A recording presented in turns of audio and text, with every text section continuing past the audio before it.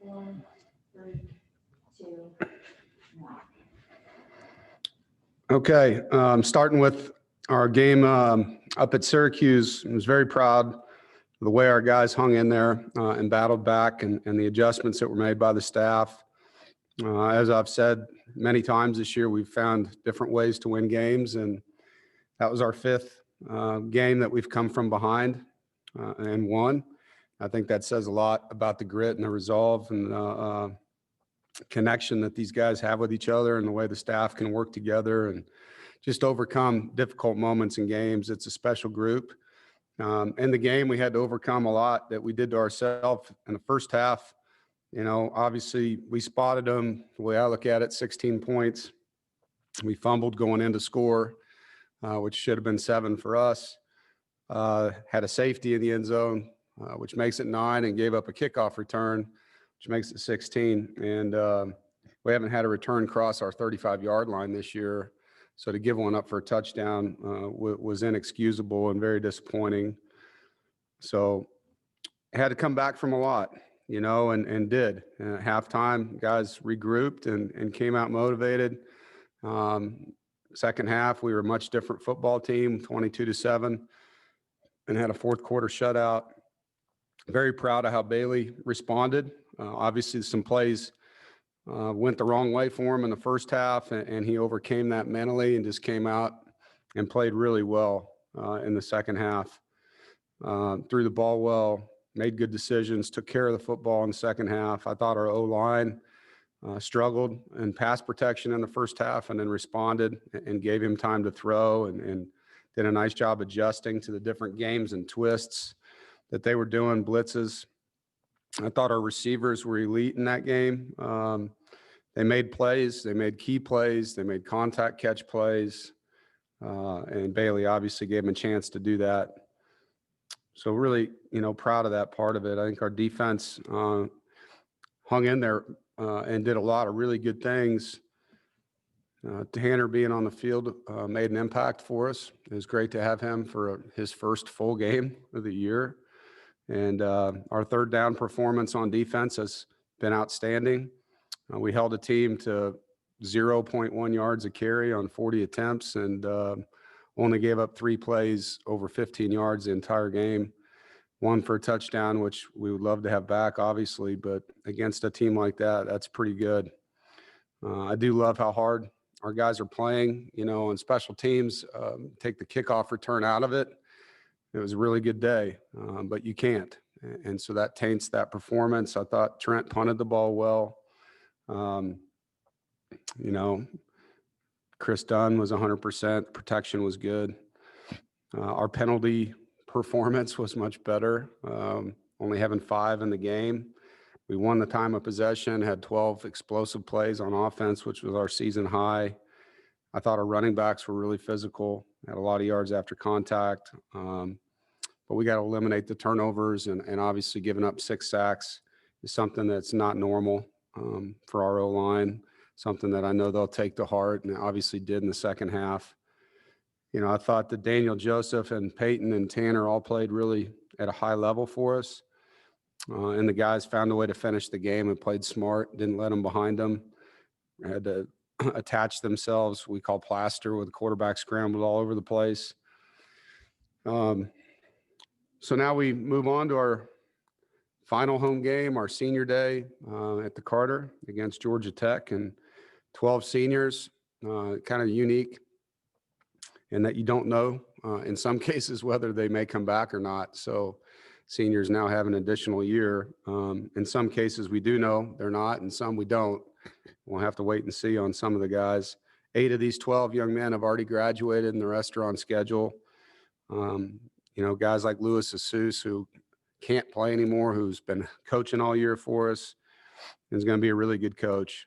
You know, Kerry Angeline obviously has made a huge impact in our team. Really proud of his development and the way he's catching the ball and blocking and become a really complete player. Dylan Ottenreith, 2-time captain, guy that's kind of a glue guy on our football team. Very caring individual, very hardworking. Emeka Emezi, who's created, you know, quite a name here at NC State for himself. what he's overcome and how he's playing. Chris Ingram, who we've lost to injury, obviously, and a young man that could come back. Daniel Joseph, who's made an impact here as a transfer, and has really done a nice job learning how to fit in. Sometimes that's hard as a transfer, and just really excited about what he's brought to our front. Val Martin, who's played a lot of positions on the D-line for us and plays hard. Tyrone Riley, who we're hoping we have back for the bowl game, who's done a lot, been through a lot. Thomas Rocchio, who came in as a walk-on tight end, earned a scholarship, has started on our special teams and played in some of our sub packages on offense. Joe Skolthrop, who's played a ton of football on the O-line, and a guy that is a really good leader for us, one of our great weight room guys as well. Matt Wagner, who's a walk-on, who the kids on the team absolutely love and will be missed, and Justin Witt, who's also played a lot of football. So, a special group, and it's a day that as a coach, I take very personal for them. I remember senior day as a player. It's one that, last time playing in the stadium, obviously they'll get to play again in a bowl game, but in their home stadium, it's their last time out together, last time through the tunnel, series of lasts. And so we want to honor them and do our best for them as they leave our program. Georgia Tech is a very athletic football team. I think they've recruited well. They're young. The kids that played for them last year that are back are better. They're developing well. They're believing in what they do. Their record doesn't really show the progress, I don't think, of their team. You turn them on Saturday night against Duke, and they rushed for 325 yards and created 5 takeaways on defense. And there's really good skill. I think they're creative on both sides of the football as a staff. And it's going to be a good football game. It's going to be a physical football game. You can tell they're committed to running. They got a stable of backs that are really good players. I think they had a couple of injuries at tailback. I don't know what that's going to do, but the guys they brought in continued to produce, and their quarterback's a very athletic guy. Sims is impressive for a freshman. You got 3 starters back on the O-line. We played against all these wideouts last year and didn't play well. And, defensively, they do a lot. There's a ton of different stuff going on. I think their defensive end, Dominic, is very impressive. Comes off the edge, 7.5 TFLs, 4 sacks. He's forced 3 fumbles. He's a really good football player. Their linebackers are active players. They have big safeties. They got a 6'4", 225-pound safety that they use in the box a lot. Very rangy. So, Coach Collins has done a nice job. And for us, it's our last game until we figure out where we're going. And our guys are excited. They're a little bit tired. Get them back. It's been a lot of emotional games here for us, a lot of tight games, a lot of one-possession games. We haven't had any relaxing moments, really. And so just, calling on them to get their sleep now that we're done with school, kind of letting them sleep in a little bit more and cutting back a little bit in practice so that they can rest and get them fresh and playing really fast in their last opportunity here in the regular season. Questions? Andrew Schnicker, you want to start us off, please? Yeah. Dave, Emeka and Thayer are both guys who've had success in an NC State uniform in the past and been part of receiver rooms that had a lot of success. And I'm sure the way things went for them both last year probably didn't sit well for them. Can you speak to the improvements that they've made this year and the work they put in to make that happen?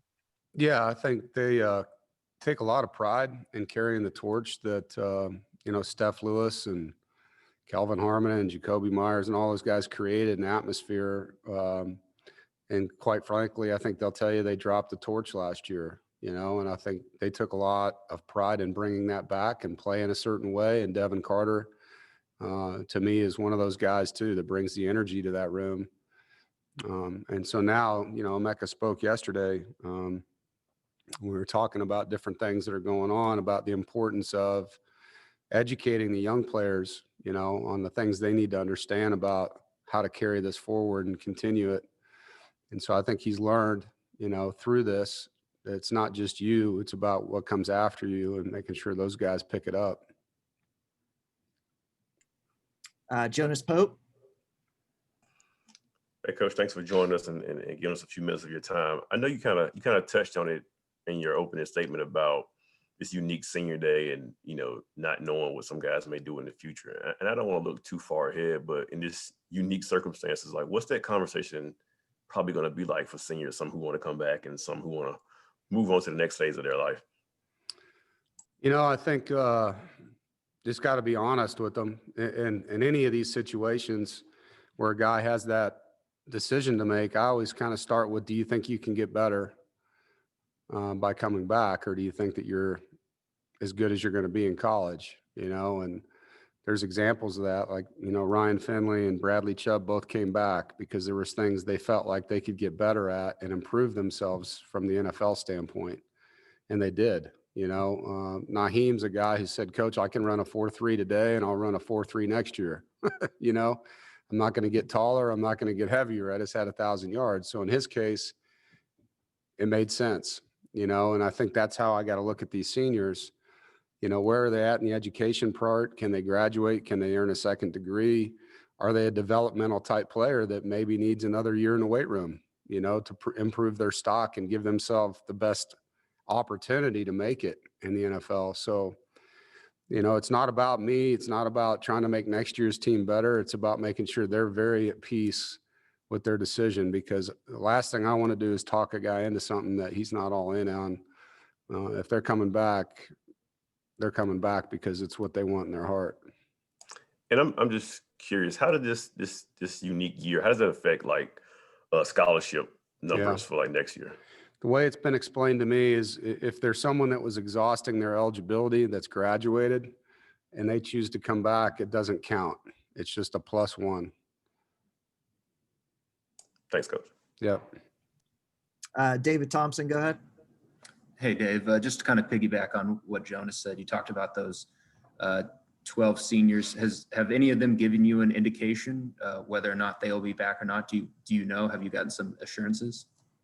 We're not there yet. We're just talking about it right now. We want to finish the season and let them get away from it a little bit, and probably decompress before they make any decisions. There's been conversations, but I've told them to focus on the season right now and that we'd get to it, when the thing's over. Corey Smith, go ahead. Dave, first of all, is there any status update on Malik Dunlap? I noticed he wasn't on the depth chart for this week.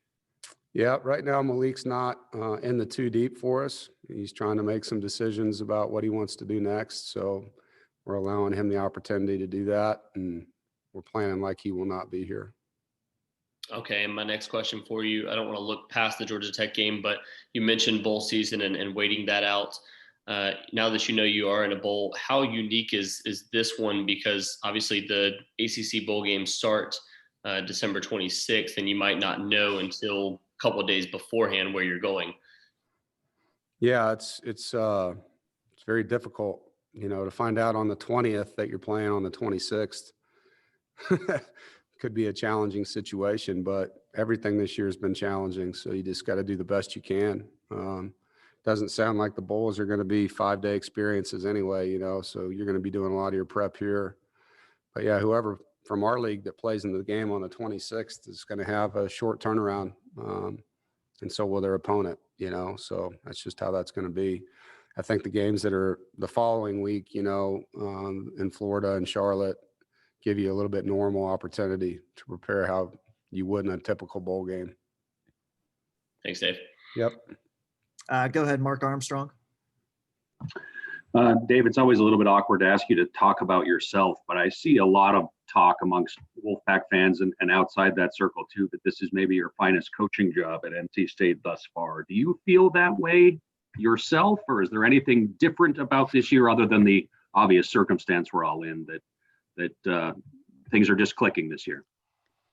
Well, it's been a special year, and I think our players and our assistant coaches have all done a great job. I think it's,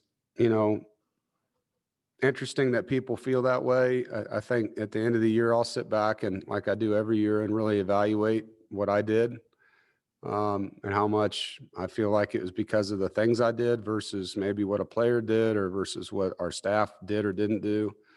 But I'm not one to take credit, for things like that. I'm just thankful and feel blessed that we're in the situation we are. It's been a fun year, it's a special group, and obviously if we can get this next one and put us at 8, that would make it even better. But going into the year, had you told me that we were going to deal with not only the COVID, but the number of injuries that we had, and that we would win this many games, I'd probably laugh at you, and so it says a lot about this football team and about what the staff's done and the type of offseason and team chemistry that we have. Thank you. Todd Gibson. Yeah, Dave, you guys have played your way into a really good bowl. I know you've still got a game left, but how important is it for this program to play maybe a marquee opponent in your bowl game coming up on down the road? From the players' standpoint, I think they always want to play a marquee opponent. To me, it's about the opportunity to go get better. I have no control over who we play. All I want to do is try to get to a really good game, have a good time with my guys, help develop them, get these young kids kind of a spring ball head start, continue to work on our packages that we want to add or tweak, and again, give us a chance to experiment a little bit with some players. And that's a great opportunity, to rep some guys who have just been repping on the scout team basically all year and give them a head start. But I don't know. We've got to win this next game, and then we'll figure out what game we're going to and who we're playing. And I was kind of surprised talking to Bailey the other night after the game that the players, they are actually talking about a bowl game. They're excited about it, and you guys aren't shying away from talking about it. No, after we won our 6th, I congratulated the team on being bowl eligible again, and they went nuts. There's obviously a goal that the team had, and I said now the goal is to win out and put yourself in the conversations for the best possible bowl you can get into, and so that's a goal the guys have, and we've been able to do that since that game, and obviously we have one more here to finish strong and then put it in the committee's hands on where we deserve to go. Thanks, Coach. Appreciate it. Yep. Go ahead, Rob McLam. Dave, you have 6 ACC wins. You're going for a 7th. There's a few ways of looking at that. Some would say, well, the ACC games, the total has increased to 10, but then there's also the historical perspective. And there's also what you guys, your record-wise were last year. I was just curious as to your thoughts on that and the depth of how meaningful that achievement would be if you do get a 7th win. Yeah, I think people analyze things in so many ways, and if we do something great, there's going to be those people out there that want to diminish it. That's just how people are. They want to be negative. Bottom line is we didn't choose how they set this thing up this year. We didn't pick who we play. We didn't get to pick any of it. We lost a lot of good players. We've been through a lot as a program. And to go from 1 ACC win to wherever we end up, 6 times as many wins or 7 times as whatever that is, right? Whether that's a record or not a record, that's pretty damn good.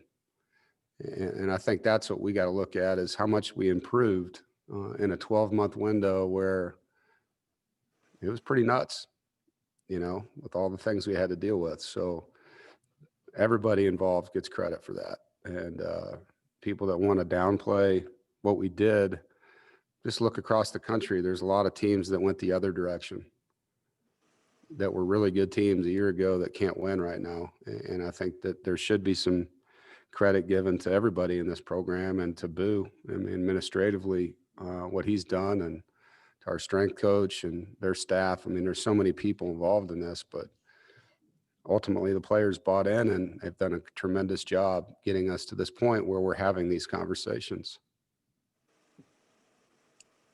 Matt Carter, go ahead.